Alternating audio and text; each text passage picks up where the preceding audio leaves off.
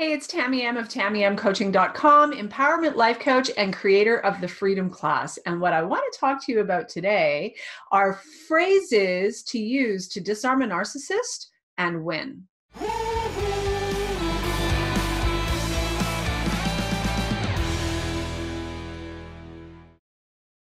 Now, before we begin this video, I just want to quickly announce that we have a few spots available in the calendar this week for the free one-to-one consult with either myself or a member of my team for the Freedom Class program. So be sure to stick around till the end of the video for the announcement on how to enroll for that free consult.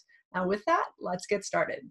So let's talk about phrases that you can use to disarm that narcissist in your life and win. But before we dive into the phrases, I want to talk about your definition of winning. Because here's the thing, if you're looking for techniques and strategies to win the right fight, to win the one-upmanship game, and to get your own ego needs met, this video is not going to be for you. You might as well click off right now. However, if you are looking to minimize the chaos, the drama, the trauma, and the pain of it all, then this video is going to be helpful. If you're going for peace, and I don't mean peace at all costs, sell your soul to the devil kind of peace, but if you're looking to maintain a sense of peace and calm in your life, hold on to your sanity, your dignity, your integrity, without giving your power away every time a destructive narcissist comes along and pokes at you, then this video is going to be really helpful. It's going to set you up for success. So let's dive in. Now let's set the stage. When you have no alternative but to communicate with an emotional manipulator, an individual who is empathy impaired, lacking in conscience, etc., it is critical that you find a way, whatever it takes, to remain calm, cool, and detached. Ambivalent, even, if you can manage it. When a destructive narcissist comes along and says something that's insulting, provocative, hurtful, whatever it is, your job is to hold on to yourself, breathe, envision yourself in a crystalline bubble if that's helpful. Position your body in a way where you are literally physically and energetically deflecting whatever projections or insults or provocative comments or statements may be coming at you. Holding on to yourself, staying calm, cool, collected, and detached to the best of your ability. Now, I'm not saying this is going to be easy, especially at first, and especially if you're in a lot of pain. Right? If you're carrying a lot of pain, this is going to be difficult for sure, which is why a healing and recovery program for ourselves is so vitally important, because we're walking around often like a freaking neon sign of a target for this type of individual, because we've got all these gaping open wounds for them to poke at and plug into and trigger us, right? And these people, being master manipulators, they know exactly what to say, especially if they've been in your life for more than 5 minutes, right? If they've been in your life for any length of time, typically they know exactly what to say to elicit a high intensity, high voltage, negative emotional reaction from you. So your job is to figure out a way to deal with your own pain privately, separately, so that progressively you are able, if you have no alternative but to deal with this type of an individual, progressively more and more so you are able to stay calm, stay cool, remain detached. So you can choose whether you are going to respond or not.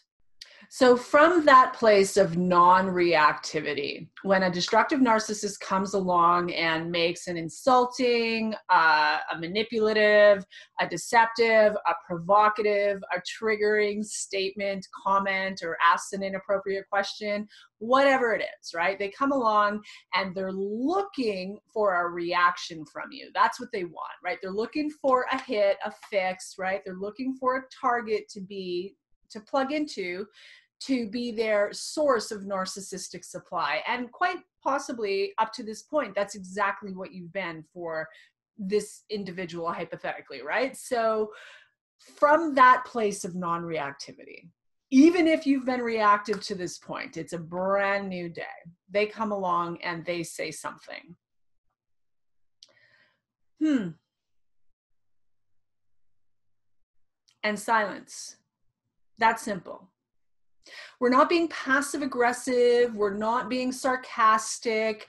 We're not doing or saying anything to make things worse, to turn up the volume, right? We're acknowledging them. We're acknowledging that they said something, but we're not reacting. So holding on to yourself, breathing, and a simple and silence. Another simple option is, okay. And silence, not another word. Now, if you are concerned about, well, Tamie, if I say okay, they're going to think that I'm agreeing with them, right? Like there's a time and a place when this is going to work, and there's a time and a place where this isn't going to work. So another option for you would be where you're not being so agreeable, but you are acknowledging that they've spoken and said something to you, while simultaneously not reacting, not engaging in the nonsense, right? Another option would be, I see. And silence. It really is that simple. I'm not saying it's easy, but it is that simple. It's a question of holding on to yourself, your personal power, again, your sense of dignity, right? Making the decision to go for peace rather than winning the right fight, putting your ego aside, and taking care of yourself. One word, super succinct responses, followed by silence. And that might be very uncomfortable for you initially if you're not used to remaining silent in this type of a triggering encounter with an individual, right? It's all it takes. Learn, be willing to practice getting comfortable in the uncomfortable silence. Eventually, you'll be the comfortable one in the uncomfortable silence, and they'll be uncomfortable. Eventually, they're going to be so uncomfortable because they're not getting their hit. They're not getting that energetic source of supply. They're not able to come along and just poke at you and trigger you and watch you erupt so easily that it's not going to be any fun for them anymore. And they have to literally go find another source of supply. And that really is the ideal end game here, right? So super simple. Or, okay. Or, I see. Or, I understand.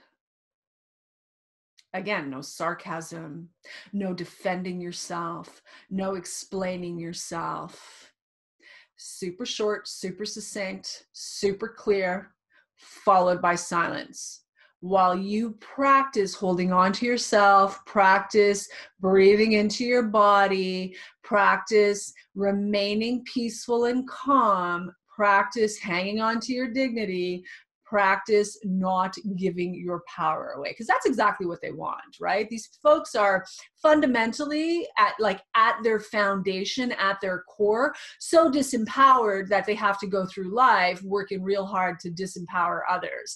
And our job is to not be such easy prey for this type of individual, no matter who they are, right? Whether that's your parent, your boss, your neighbor, an acquaintance, your lover, your spouse, your adult child, no matter who it is, right? We want to get to a place where we're not such easy prey. We're not such an easy target. We're actually no fun because we don't hand our vital life force energy over to them so easily. So phrases like, that's fine, silence, or, okay, whatever you say. Super calm, watch your tonality, silence. I understand. I understand that you see it that way. I can accept that you see it that way. Silence, right? We're not, again, selling our soul to the devil. We're not necessarily aligning with them or agreeing with them, but you've got, often when we're dealing with destructive narcissists, I'm going to call it what it is, a real sick individual in front of you who is going through life with all this fake, phony, false bravado and, egomania, or maybe they're far more covert and they're perpetual victim, and they're just these life force draining vampiric entities looking for someone to latch onto. And when you say something like, I can accept that that's your opinion of me, and you're completely unaffected, there's nothing they can say to that. There's nothing they can do with that. You might even consider going further, again, depending on the situation. Not all of these are going to work all of the time, right? But sometimes it might be worthwhile to say, I agree. End of freaking story. Like, who cares at the end of the day? Sometimes the fights we get into with these individuals is over such nonsense, it doesn't even matter, right? So I'm not saying it's always wise to agree. You don't necessarily want to agree with the person you're in the midst of a custody battle with, right? You want to be very careful what you're saying in texts and emails. But there are plenty of times where you can completely diffuse a situation by saying something like, I agree. And then not another word. Who cares what they think, right? The bottom line here is you win. You haven't handed your power over to this individual. Another one I really love is, you could be right about that. Tamie, you're such a bitch, this, that, whatever. You could be right about that. Now, in my head, I might be thinking, you could be wrong about that too. And like, it doesn't matter, right? The point being, there's nothing for them to plug into. You're like Teflon, you're like bulletproof, you're like no fun at all, right? For them to play with. So at the end of the day, do you want to be right or do you want to be at peace? Because that's really what this is about. And again, I'm not saying this is easy, especially if you're in a lot of pain.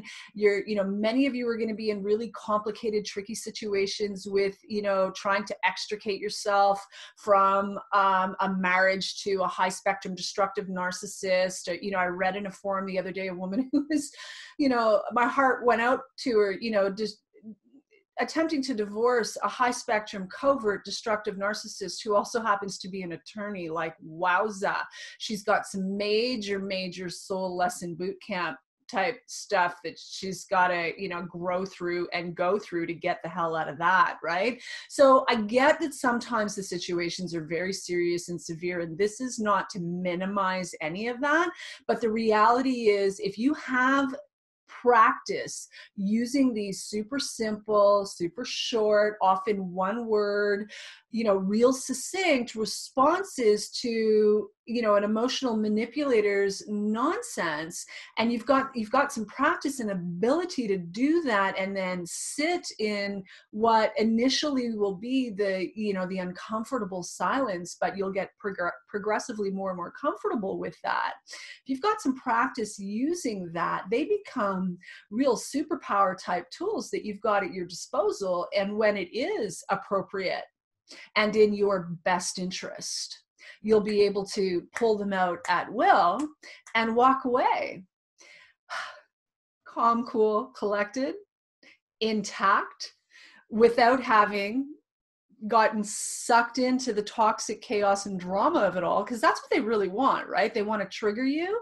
they want to hurt you, they want to offend you, they want to insult you, they want to undermine you, they want to diminish you, they want to demean you, which is why they're so famous for the smear campaigns, the denigration campaigns, etc. When they can't control you, and we'll save that for another video, right? Then they go next level and try to control how everyone else sees you.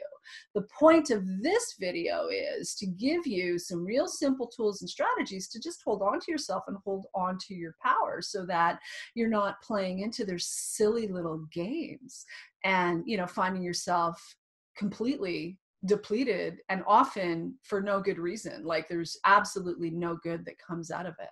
So my friends, I hope you got some value out of this today. If you liked what you heard, remember to give me a like, drop a comment, let me know what your biggest takeaway was. And if you're new to my channel, remember to subscribe and hit that bell to be notified when I post new videos throughout the week. And if you enjoyed this video, you'll want to check out this one on surviving narcissistic relationships with grace. And another one you'll probably find really helpful is how to set boundaries with a narcissist in a way that works. So be sure to check out those videos. And as I mentioned at the top of the video, we do have some space in the calendar this week for the free one-to-one consult with either myself or a member of my team for the Freedom Class program, which is my 8-week transformational coaching program specific to codependency and narcissistic abuse healing and recovery. So if that's of interest to you, check out the link in the description below where you can apply to see if you qualify for a free one-on-one consultation with us. And with that, I'm going to call it a wrap. As always, I will leave you with this. Know your value. Know your value and unlock your freedom. Much love. Bye for now.